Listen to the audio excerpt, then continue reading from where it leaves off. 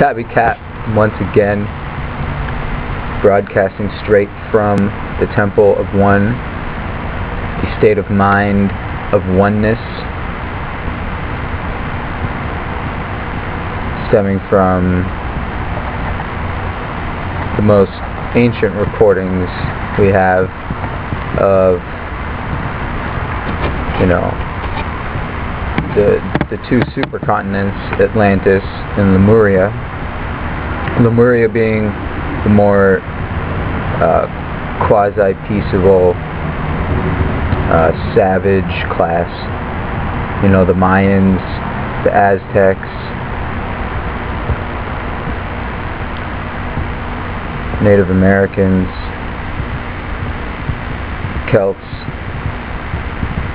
and so forth.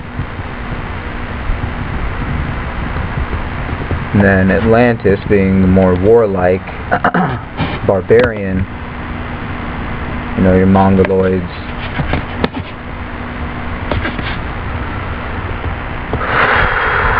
and so forth. And all these people had the same ruling class, just like they do today. You can look at Third World and quote-unquote First World as savage and barbarian. In other words, or barbarian and savage, sorry. The Third World being barbarian, a little more warlike, a little more prone to belligerency just because they are under much more stress.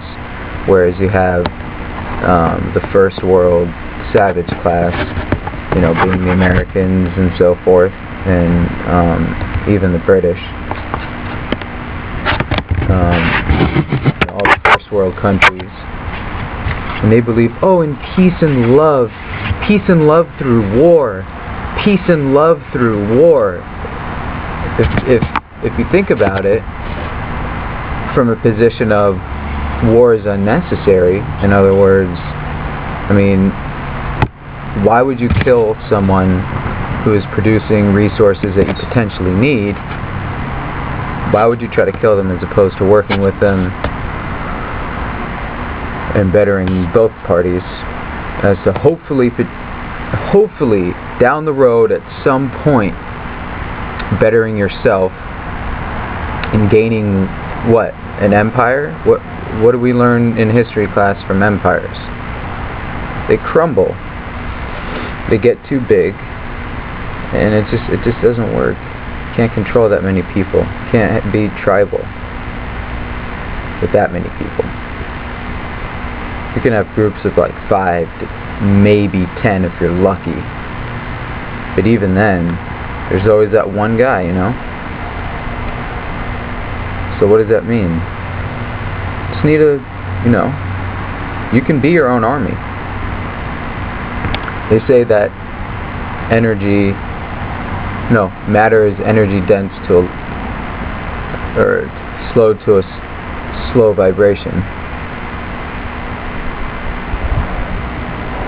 So the smaller something is, potentially the more powerful it is. Movies like to glorify that and say, the little guy's gonna do a little good thing and everybody's gonna be super happy. But in nature, it works like that. Smallest things are always the most powerful.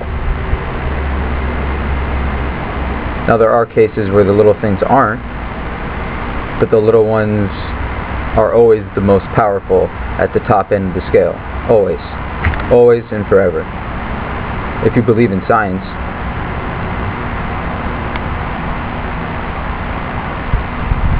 So that's what I was told today by the priest named Arthenius. He is a tree in the meadow, and I talk to him daily.